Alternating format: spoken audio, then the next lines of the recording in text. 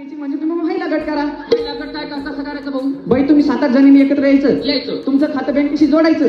मग तुम्हाला काय मिळालं ना 500 1000 काय टाकायचं, मग त्याने तुम्ही पलंग घ्या, गादी घ्या, काय घ्यायचं मच्छर आणि काय घ्यायचं घ्या. आता सांगायला लागला त्या बँकेमध्ये 1500 टाकायचे. हा. भाऊ त्या आबाची बदली झाली मग पैसे कोणाला मागायचे?